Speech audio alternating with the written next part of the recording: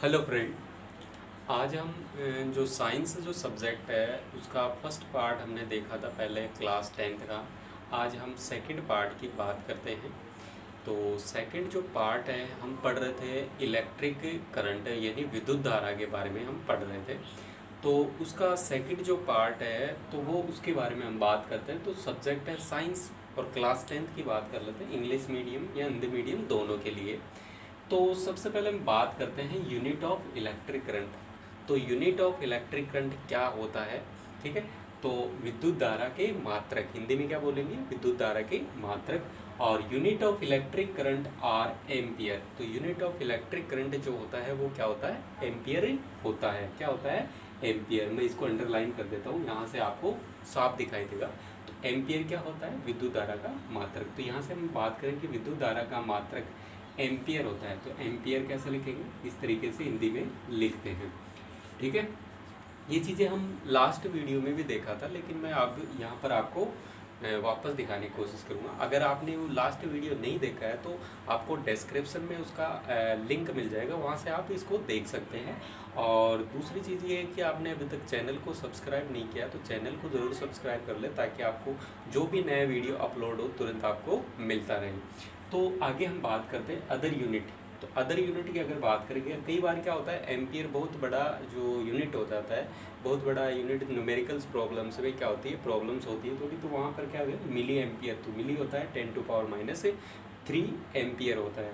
Micro ampere होता है 10⁻�6 ampere. और नैनो एम्पियर होता है 10⁻�9 एम्पियर। और पिको एम्पियर होता है 10⁻12 एम्पियर।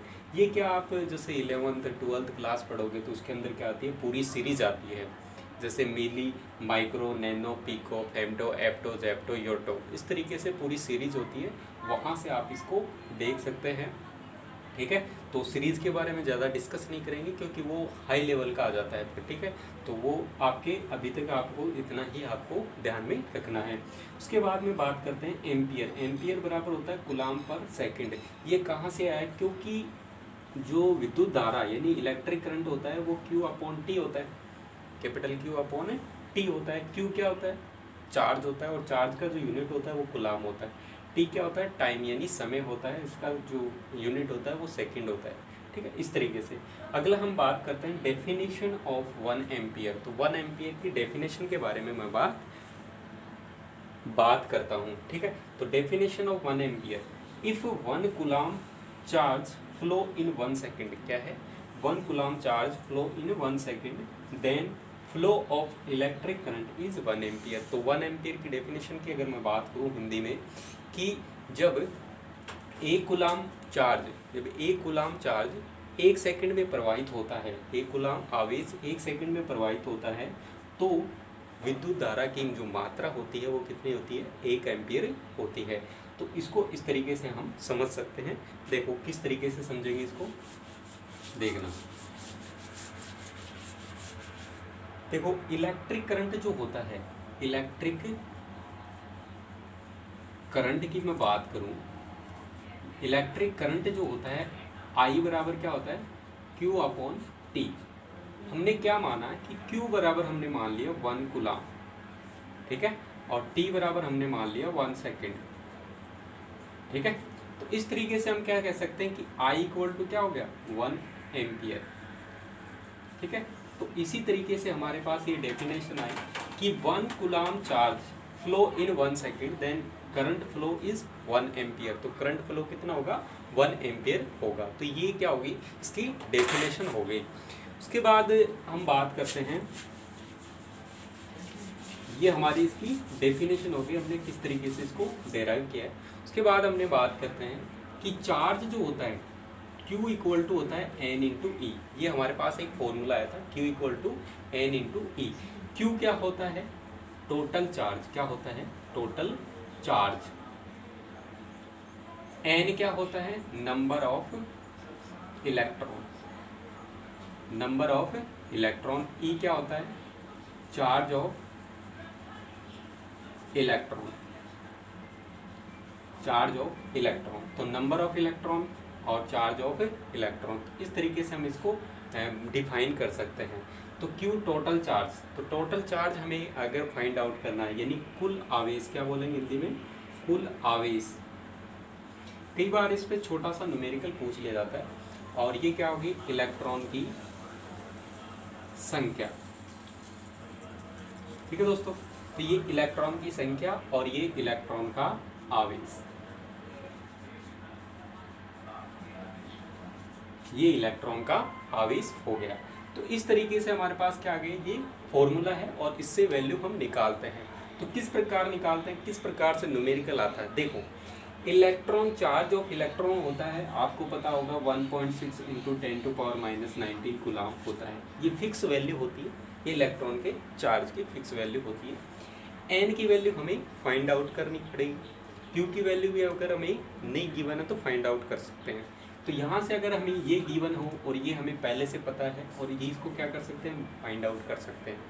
ठीक है, दूसरी चीज़, हमें ये गिवन हो और इसकी वैल्यू फाइंड आउट करने के लिए बोले, तो ई की वैल्यू हमें पता है, तो यहाँ से इसको डिवाइड में ले जाके क्या कर सकते हैं, दूसरा क्वेश्चन सॉल्व कर सकते हैं। ठीक है दोस्तों, तो हम दोनों टाइप्स के जो टू टाइप्स के न्यूमेरिकल्स पे बनते हैं, तो दोनों टाइप्स के न्यूमेरिकल हम यहाँ पर डिस्कस करने वाले हैं। ठीक है, तो वीडियो बने रहिए और देखते रहिए हम किस प्रकार से टाइप फर्स्ट और टाइप फर्स्ट सेकंड को सॉल्व करते हैं। ठीक है दोस्तों, तो आगे हम बात करते हैं।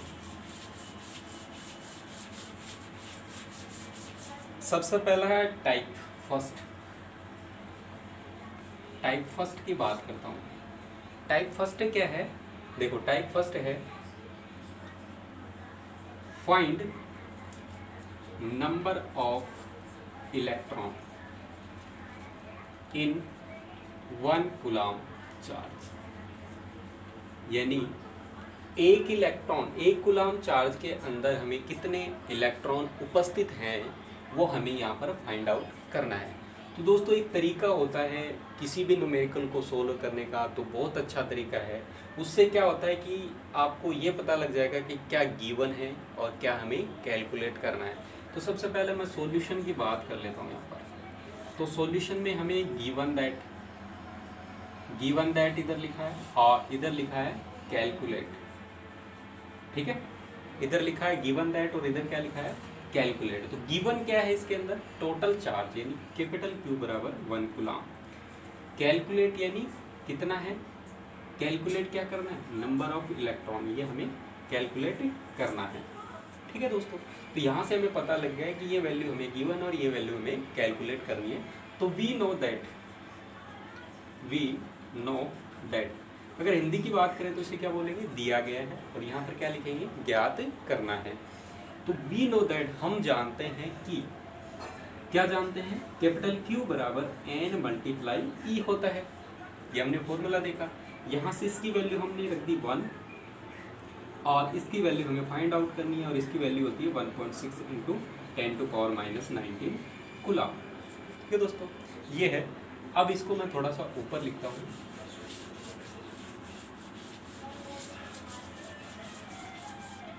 तो यहाँ से हमारे पास आ गया 1 = N मल्टीप्लाई 1.6 इंटू 10⁻⁹। ठीक है, यहाँ से n की वैल्यू हमें फाइंड आउट करनी है। तो n की वैल्यू फाइंड आउट करने के लिए इसके नीचे क्या चला जाएगा, ये, तो 1.6 मल्टीप्लाई 10⁻⁹। ठीक है, अब 10⁻⁹ कहाँ चला गया, ऊपर, तो 10⁻+19 और ये हो गया 1.6। यहाँ से मैं पॉइंट हटाता हूँ तो कितना आ जाता है, 10 मल्टीप्लाई 10⁻⁹ अपॉन में 16। अब बात यहाँ पर ये आती है, कि प्रॉब्लम ये आती है कि यहाँ पर देखो 10 है और यहाँ पर 16 है, तो 10 में 16 का डिवाइड नहीं जाता है, तो हम क्या करेंगे, 10 इधर से ले लेंगे, तो 10⁻18 हो गई, और अपॉन में कितना आ गया, 16। तो यहाँ से कितना आ गया, ये 6.25 इंटू 10⁻18 कूलम। ठीक है, सॉरी, इलेक्ट्रॉन। तो ये total electron, number of electron आ गए। अब आप बोलोगे सर ये पॉइंट में क्यों आ रहा है, पॉइंट में नहीं होता वैल्यू, अगर इसको हम इससे मल्टीप्लाई करेंगे तो ये पॉइंट हट जाएगा और आगे क्या लग जाएंगे, 0 लग जाएंगे, और वहाँ से पॉइंट में वैल्यू नहीं आएगी। क्योंकि चार्ज जो होता है ये क्वांटिकल राशि होता है, क्वांटिकल यूनिट होता है, एक क्वांटिकल प्रॉपर्टीज होता है, जो कि मतलब एक ऑब्जेक्ट जैसे ए है और दूसरा ऑब्जेक्ट बी है, तो यहाँ से हम क्या कर सकते हैं, एक इलेक्ट्रॉन, दो इलेक्ट्रॉन, तीन इलेक्ट्रॉन, चार इलेक्ट्रॉन, इस तरीके से हम क्या कर सकते हैं, उसको ट्रांसफ़र कर सकते हैं। ऐसे नहीं कर सकते कि हाफ इलेक्ट्रॉन, 3/2 इलेक्ट्रॉन एक ऑब्जेक्ट से दूसरे ऑब्जेक्ट पर ट्रांसफ़र नहीं कर सकते। ठीक है दोस्तों, तो ये इस तरीके से हमने क्या देखा, टाइप फर्स्ट न्यूमेरिकल देखा। मैं उम्मीद कर रहा हूँ कि आपको ये वीडियो अच्छा लग रहा होगा, और आप कमेंट करके बताते रहिए कि आपको ये वीडियो कैसा लगता है।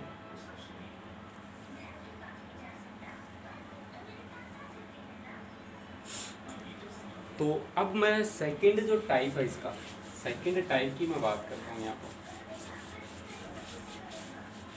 सेकंड टाइप की मैं बात कर लेता हूँ।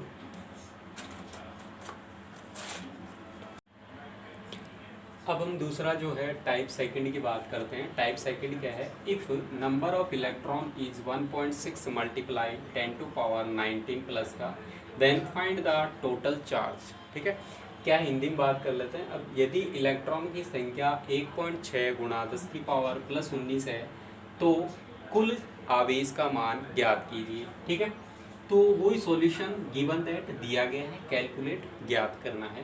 तो गिवन दैट 1.6 इंटू 10⁻+19 और Q की वैल्यू हमें फाइंड आउट करनी है। तो we know that capital Q equal to N multiply E। तो Q N की वैल्यू हमने यहाँ से पुट कर दी, E की वैल्यू हमें पता है E, तो इससे ये कैंसिल हो गया और यहाँ से इसको किया तो कितना आ गया 2.56 इंटू 2.56 कूलम, ये हमारा चार्ज आ गया। ठीक है, अगला हम बात करते हैं टाइप थर्ड की।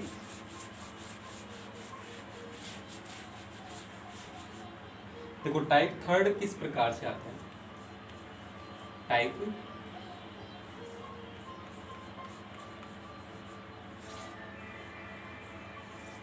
टाइप थर्ड किस प्रकार से कई बार पूछ लिया जाता है क्वेश्चन, CBSE या फिर और कोई बोर्ड एग्जाम है उसके अंदर पूछ लिया जाता है कि हमें दे दिया 2 माइक्रो कूलम, ठीक है, या 2 कूलम चार्ज दे दिया, 3 कूलम दे दिया, माइनस का 5 कूलम दे दिया, प्लस का 7 कूलम दे दिया, ये हमें चार्ज दे दिए। मैं यहाँ पर माइक्रो कूलम ले लेता हूँ, आसानी रहेगी। ठीक है दोस्तों, तो इस तरीके से हमें ये दे रखा है और हमें फाइंड नंबर ऑफ इलेक्ट्रॉन। तो नंबर ऑफ इलेक्ट्रॉन हमें फाइंड आउट करना, यानी टोटल जो इलेक्ट्रॉन की संख्या है वो हमें यहाँ पर फाइंड आउट करनी है। तो यहाँ पर देखो हमें गिवन तो कुछ नहीं है, क्या क्या गिवन होना चाहिए, कैपिटल Q की वैल्यू हमें गिवन होनी चाहिए, तभी हम क्या कर सकते हैं, इसको सोल्व कर सकते हैं। तो कैपिटल Q की वैल्यू देखो कैसे निकालेंगे, तो पहले तो हम लिख देते हैं गिवन दैट। तो सबसे पहले कैपिटल Q की वैल्यू निकालते हैं, इन सभी को क्या करना है, जोड़ना है। तो जोड़ेंगे कैसे, देखो 2 माइक्रो कूलम सभी को ऐड किया, 3 माइक्रो कूलम प्लस का 7 माइक्रो कूलम और माइनस का 5 माइक्रो कूलम, इन सभी को हमने ऐड कर दिया। ऐड करने के बाद 5 + 7 कितना हो गया 12, 12 माइनस 5 कितना हो गया 7 माइक्रो कूलम, यानी टोटल चार्ज हमारे पास आ गया। ठीक है, टोटल चार्ज की वैल्यू हमारे पास आ गई। तो हमें क्या पता लग गया, कैपिटल Q की वैल्यू पता लग गई, और कैपिटल Q की वैल्यू पता लग गई तो हम क्या निकाल सकते हैं, नंबर ऑफ इलेक्ट्रॉन। तो वो गिवन दैट, और इधर करना है कैलकुलेट। गिवन दैट है कैपिटल Q कितना आ गया 7 माइक्रो कूलम। ठीक है, N की वैल्यू फाइंड आउट करनी। ठीक है दोस्तों, तो मैं उम्मीद करता हूँ आपको ये अच्छा लग रहा होगा वीडियो। और यहाँ से हम क्या कर सकते हैं, capital Q equal to N multiply E। तो यहाँ से कैपिटल Q 7 मल्टीप्लाई माइक्रो होता है 10⁻⁻6, और यहाँ से N की वैल्यू फाइंड आउट करनी है 1.6 मल्टीप्लाई 10⁻⁻19, ये होता है। यहाँ से N की वैल्यू फाइंड आउट करेंगे, N की वैल्यू फाइंड आउट करेंगे 7 मल्टीप्लाई 10⁻⁻6 अपॉन में 1.6 मल्टीप्लाई 10⁻⁻19। यहाँ क्या करना है, इसको ऊपर भेजेंगे तो 7 मल्टीप्लाई 10⁻⁻6 मल्टीप्लाई 10⁻+19 अपॉन में क्या गया 1.6। यहाँ से इसको सोलो करते हैं, यहाँ से इसको मैं सोलो करता हूँ। तो सोलो करने के बाद में हमारे पास आता है 7 मल्टीप्लाई, ये आता है 10⁻13 अपॉन में 1.6। ठीक है दोस्तों, तो ये हमारे पास ये एक आ गया कितना। तो अब हमें निकालना है n। तो यहाँ से 7 10⁻13 अपॉन में कितना आ गया हमारे पास 1.6। ये पॉइंट हटाएंगे, कितना आ गया 70 मल्टीप्लाई 10⁻13 अपॉन में 16। इसको डिवाइड करते हैं तो 16 5 जा 80, तो 4 टाइम्स जाएगा, 16 4 जा 64, यानी 16 चौक 64 होता है। तो यहाँ से 6 एक कॉमन आ गया, 60 हो गया। ठीक है, पॉइंट ले लिया। और 16 थी 48, यानी 16 3 जा 48। तो 4.3 मल्टीप्लाई 10⁻13 हमारे पास क्या आ गया इलेक्ट्रॉन। ठीक है, तो ये हमारे पास नंबर ऑफ इलेक्ट्रॉन आ गए। तो इस तरीके से हमारा क्या होता है, ये सॉल्व होता है, इसका सॉल्यूशन होता है। तो आज के लिए दोस्तों इतना ही। और आपने अभी तक चैनल को सब्सक्राइब नहीं किया तो चैनल को सब्सक्राइब कीजिए और लाइक कीजिए, शेयर कीजिए वीडियो को, ताकि ज़्यादा से ज़्यादा स्टूडेंट हो उन तक वीडियो पहुंच सके और वो अपनी तैयारी कर सके। बेल आइकन को प्रेस कीजिए। बेल आइकन को प्रेस करोगे तो वहाँ से क्या होगा, आपको जो भी नया वीडियो अपलोड होगा वो आपको क्या होगा तुरंत उस नोटिफिकेशन में दिखा देगा। दूसरी चीज़, आप इसी तरीके से चैनल पे बने रहिए और वीडियो को देखते रहिए। पार्ट फर्स्ट हमने इसका पार्ट फर्स्ट का जो लिंक है वो आपको डिस्क्रिप्शन में मिल जाएगा, वहाँ से पार्ट फर्स्ट को पढ़िए, उसके बाद देखिए सेकंड पार्ट को। ठीक है, तो उससे क्या होगा, आपकी रेगुलरली क्या होगी प्रिपरेशन अच्छी तरीके से होती रहेगी। तो आज के लिए इतना ही, थैंक यू, मिलते हैं नेक्स्ट क्लास में।